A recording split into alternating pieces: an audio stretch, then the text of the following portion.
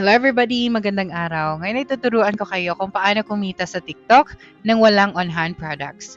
So, ang gagawin natin ay pupunta tayo sa TikTok Studio dahil mag-showcase tayo ng mga products na pwede nating mabenta kahit wala tayong on-hand ito. So, una mo lang gagawin ay buksan yung TikTok application at mag-login ka sa iyong TikTok account.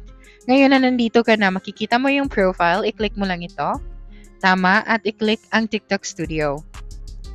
Okay, so click mo lang ang TikTok Studio at dito makikita natin na monetization center is now in TikTok Studio.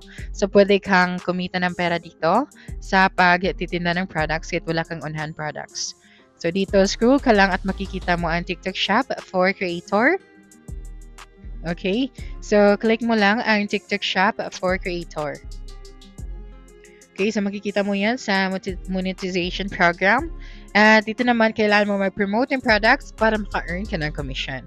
So, yan ang gagawin natin dito. Pero kailangan mong tandaan na kailangan mo munang at least 18 years old ka at mayroon kang 600 followers dito sa TikTok. Pagkatapos niyan ay i-click mo lang ang circle na nasa baba at i-click ang apply. Okay, so kailangan muna natin mag-apply sa TikTok Shop at kapag eligible na ang ating account dito, ay pwede na tayong mag-showcase ng iba't ibang products. Okay, so try natin gamitin ng isa kong account. So dito, i-click mo lang ang shop option na nasa baba or i-click mo ang iyong profile at pumunta ka sa TikTok Studio. Okay, so dito makikita mo ang iba't ibang products sa TikTok. So ganito ang ginagawa ng ibang users. Okay, so pumunta lang tayo dito sa ating profile na nasa baba. Pwede ka munang ma-explore dito ng iba't ibang products para magkaroon ka ng ideya kung ano ang mga pwede mong i-showcase or kung ano yung mga products na trending. Okay? So, i-click mo lang ang TikTok Studio at dito, pumunta ka ulit sa iyong TikTok Shop for Creators. Ayan. Kapag nabuksan mo na ang section na ito, makikita mo dito na pwede ka nang magtinda or mag-showcase ng products. So, click mo lang ang Product Marketplace. Okay, so dito sa Discover section, makikita mo lahat ng products na pwede mong ma-showcase sa iyong TikTok account. So, kapag may bumili gamit ang iyong TikTok Shop basket, ay makukuha mo ang iyong commission. Katulad na lamang nito.